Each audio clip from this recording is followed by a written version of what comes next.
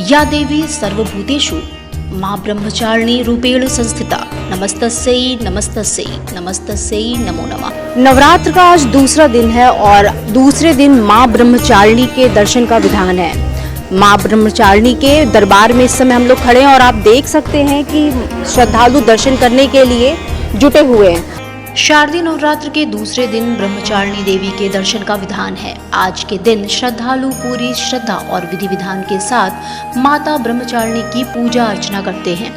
शायद ही आप ये जानते होंगे कि नवदुर्गा के 9 रूप औषधियों के रूप में भी कार्य करते हैं, इसलिए यह नवरात्रि सेहत नवरात्रि के रूप में भी जानी जाती है।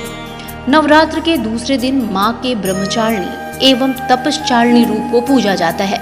जो साधक माँ के इस रूप की पूजा करते हैं उन्हें तप, त्याग, वैराग्य, संयम और सदाचार की प्राप्ति होती है। ऐसा है कि पुराने जो तत्व हैं और पुराने महात्माओं के अंदर में जैसे कई पुराण ऐसे हैं और कई शास्त्रोक्त ऐसे हैं और ये आदि अनादि काल से ऐसा प्रथमम शैलपुत्री च द्वितीयम ब्रह्मचारिणी, ये भगवती द्वितीयम ब्रह्मचारिणी जो है ये आपका दर्शन होते हुए आ रहा है।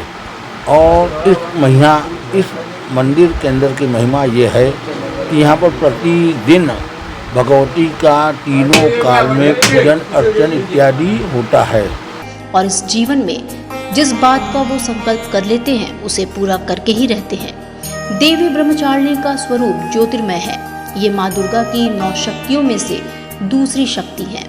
इनकी पूजा करने से सभी काम पूरे होते हैं, रुकावटें दूर हो जाती हैं और विजय की प्राप्ति होती है। इसके अलावा हर तरह की परेशानियां भी खत्म होती हैं। देवी ब्रह्मचारिणी की पूजा करने से तप, त्याग, वैराग्य, सदाचार, संयम की वृद्धि दिन प्रतिदिन बढ़ती जाती है।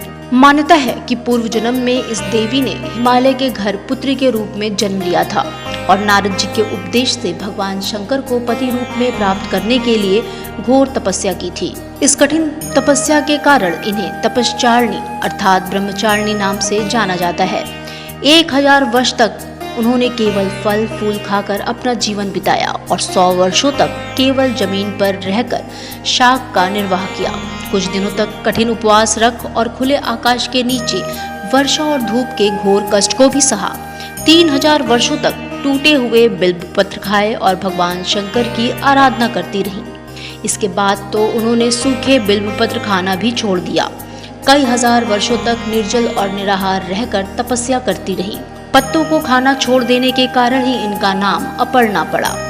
कठिन तपस्या के कारण देवी का शरीर एकदम क्षीण हो गया। देवता, ऋषि मुनि सभी ने ब्रह्मचारिणी की तपस्या को अभूतपूर्व पुण्य कृत्य बताया और कहा कि हे देवी, आज तक किसी ने इस तरह की कठोर तपस्या नहीं की। ये तुम्ही से ही संभव थी। तुम्हारी मनोकामना पूर्ण होगी और भगवान चंद्रमौली शिव जी तुम्हें पति के रूप में प्राप्त होंगे। अब तपस्या छोड़कर घर जाओ, जल्दी तुम्हारे पिता तुम्हें बुलाने आ रहे हैं। माँ ब्रह्मचारिणी देवी की कृपा से सर्व सिद्धि की प्राप्ति होती है। दुर्गा पूजा के दूसरे दिन देवी के इसी रूप की उपासना की जाती है। कि कोरोना की वजह से भीड़ जो है उसकी संख्या बहुत कम है, लेकिन फिर भी अपनी श्रद्धा से लोग दर्शन के लिए आ रहे हैं और माता के दरबार में मत्था टेक रहे हैं। वहीं पुलिस प्रशासन भी पूरी तरह से मुस्तैद है। आप देख सकते हैं पूरे पुलिस प्रशासन भी अपना निर्वाह कार्य का अच्छे से कर रही है। नवरात्रि में आप हर साल आते हैं यहाँ दर्शन करने? जी नहीं, पहली बार यहाँ पे आए हैं जी। तो कैसा लगा माँ ब्रह्मचारिणी? बहुत अच्छा लगा, बहुत अच्छा। माँ बहुत ही सिद्धि माँ का दरबार है। यहाँ पे जो भी मन्नतें पूरी होती है आदमी का पूरा होता है। तो आपने माँ से क्या मांगा? माँ से अपने सुख, नव दंपति के लिए जीवन में सुख समृद्धि सारे चीज मांगा है। नीतू, आप पहली बार यहाँ दर्शन करने आए? हाँ। तो माँ से आप क्या मांगी?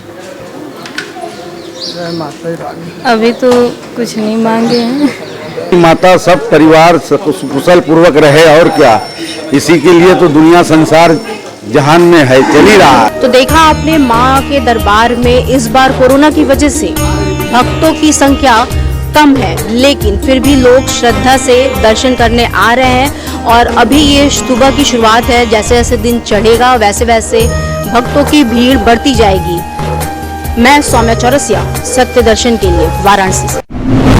सत्य दर्शन, हमारी नजर, हमारी परख।